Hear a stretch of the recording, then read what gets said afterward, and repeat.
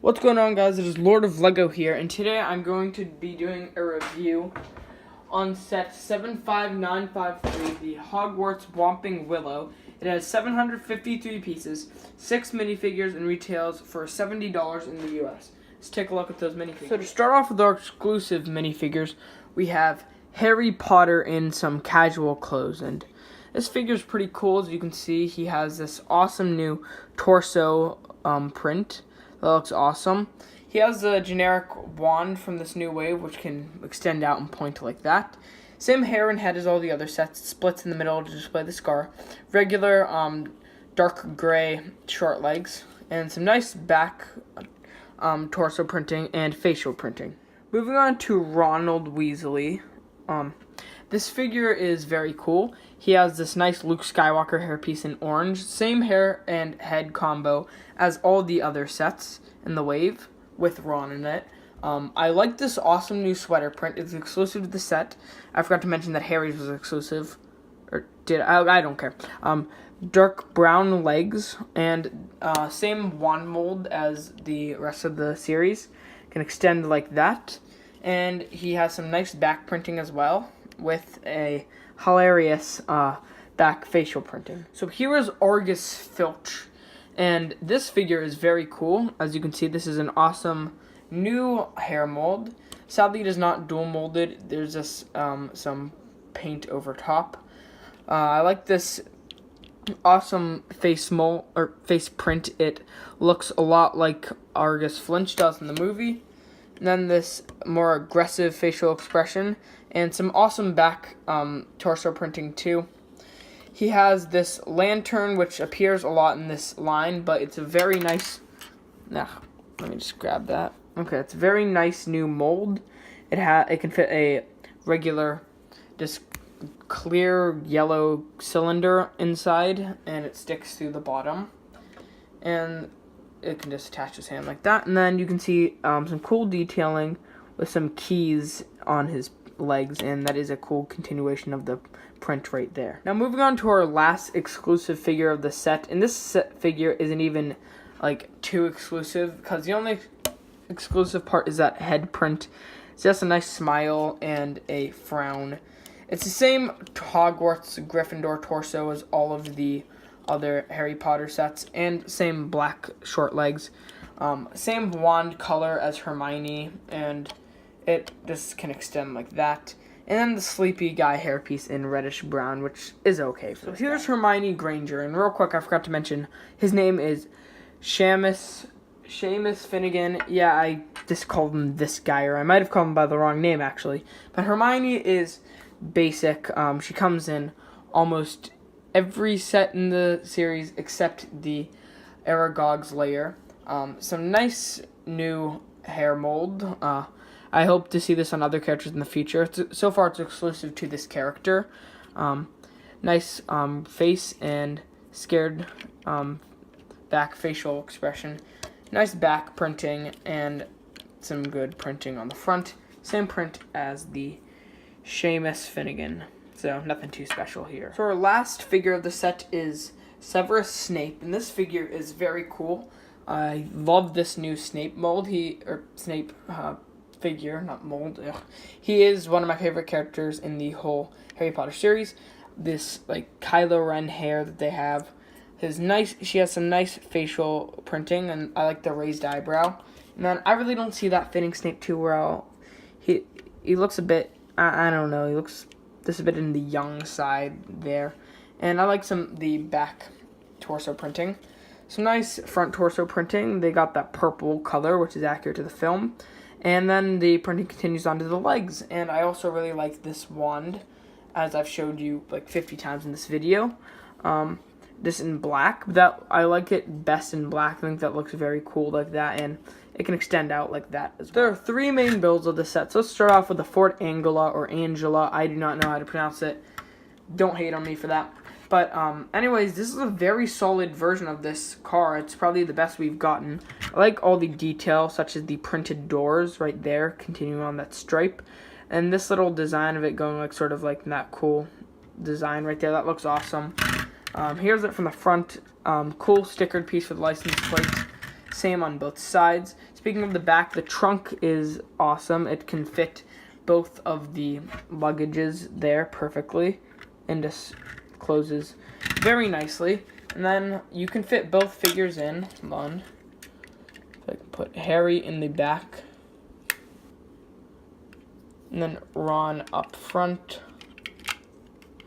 Okay, this is taking a bit of time to do. As you can see, it is a bit of a pain to put them in, but you know, once you get them in, it's fine. I mean, at least you can actually fit two figures in, like in the movie.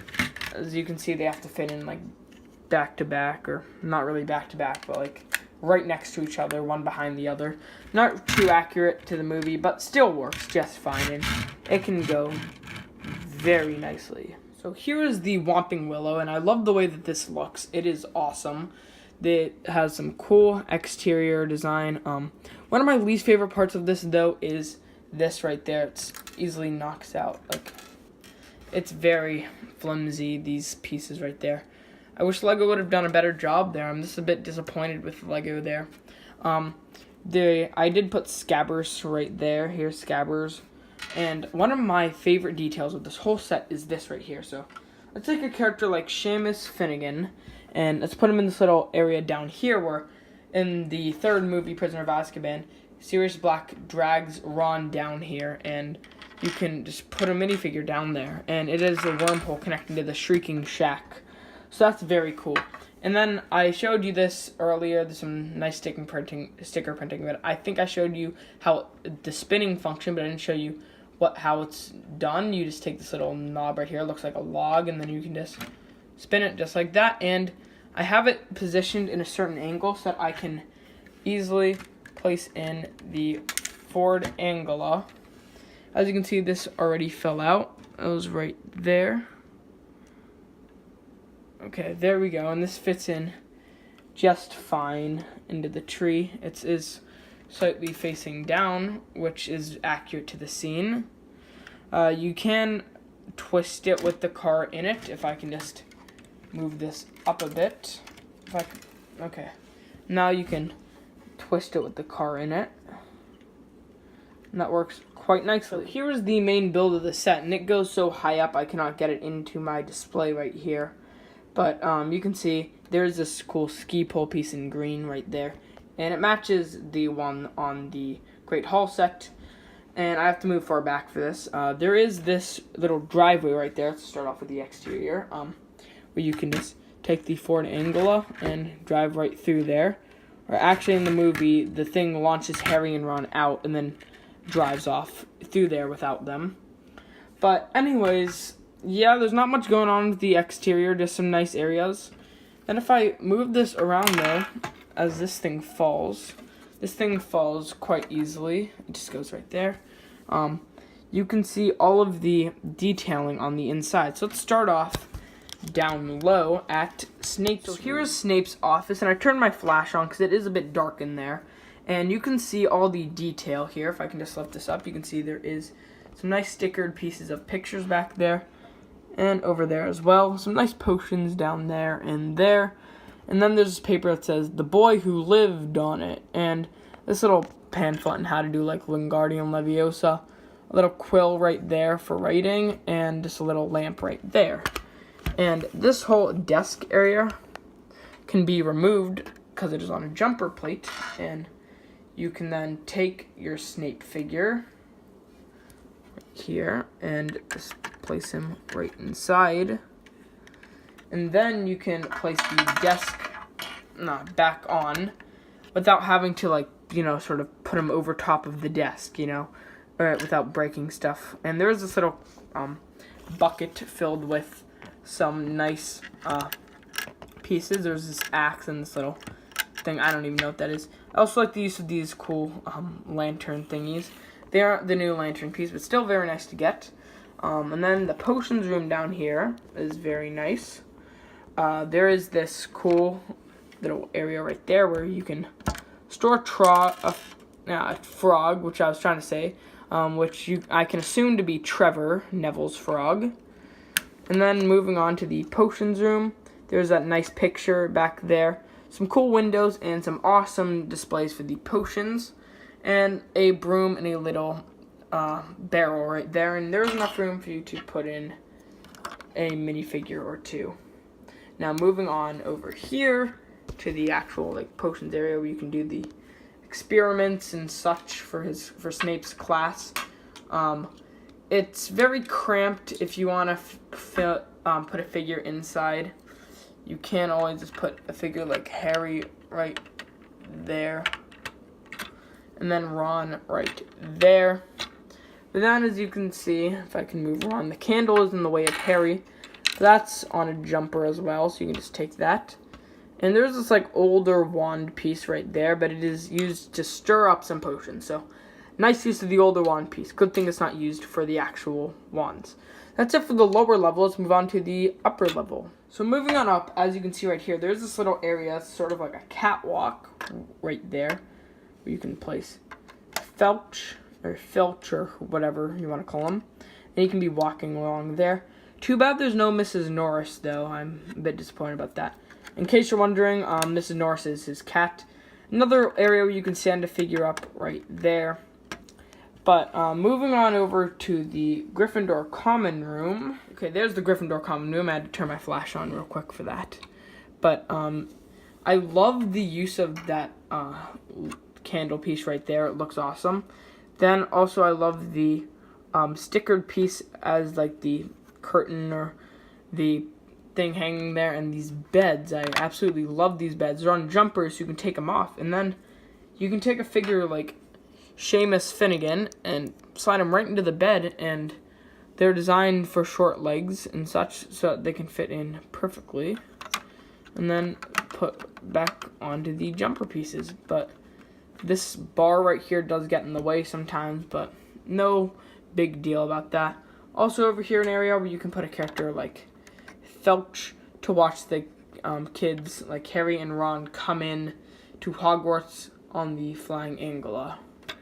And now moving on up to this little area up here. Nothing too special. It's just this little area where Hedwig can sit up here. And I think this is supposed to be an area where you can take Harry.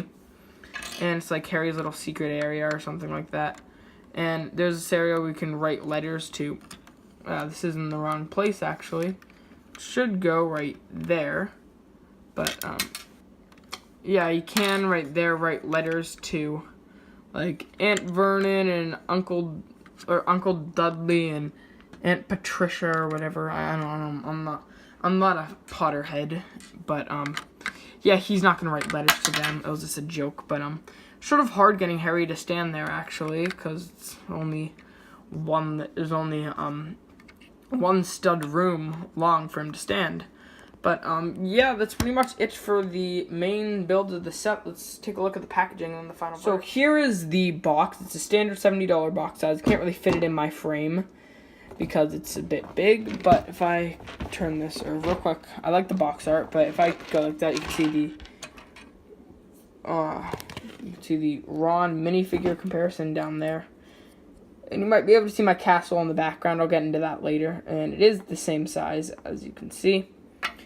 But I also like the cool Wingardium Leviosa thing right there. And over here, there are some very cool play features where it can show the castles connecting and all that stuff. And yeah, and the instructions, if I just reach into my box, are not there. Sorry about that. They were actually back here. But they do have some ads for the Fantastic Beasts and where to find them sets, and just an ad for Lego Life. So what do I think of this set? Well, there is a lot going on here. There's a lot of play features. And there is some very minor things. Like, I don't really like how small the Gryffindor Common Room is. I wish they would have made that into its own extension onto the castle. But, yeah, I think that's a bit disappointing. This is targeted more towards younger kids, though, who really don't care how detailed everything is. Because there are a lot of play features packed into this little $70 set. So, the figures are very nice as well. And there are some very awesome side builds. And And without the looking at the size, other than the sizing of things, there is some great detailing, like the stickered parts and the printed pieces and such. So with all that considered, I'd rate this one an A. I'd say you should totally go pick this up if you have the money. I think this is almost as good as the Great Hall set. And speaking of the Great Hall set, so here are all of the Harry Potter sets that I own. I do not own the Hogwarts Express, and I don't plan on owning that. It looks very bad in my opinion. But yeah, I did not connect these fully because if I connected them, I would not have enough space. So I just put them side by side, and that looks fine. There are some great details that I have put in, like Sir Nick going through the roof of the school, half in, half out. Hagrid's greeting the students who are coming in. Basilisk is coming through one of the doors, and this fox was actually attacking the basilisk and possibly eating its eyes out. Behind the school is the Forbidden Forest, where we have the Aragog and Harry and Ron. There's some other stuff back there, but that has nothing to do with this Harry Potter display. And I do have Dumbledore and Harry and Hermione and McGonagall and such inside, if you can just see through one of these windows or something like that. Felch is over there. Harry and Ron are also in here in the car, getting tossed around. Scabbers is going in through the wormhole. And I have this whole Quidditch display, which I'm sure I've showed you before. But I put Ron there. Hermione's under here lighting the fire. Susan Bones is rooting for Hufflepuff because she's Hufflepuff. And yeah, I've showed you these little displays before. But yeah, that's pretty much it for my Harry Potter set reviews. Let me know what you guys think of all these sets in the comments below. I will see you all in the next video. Peace out. Bye.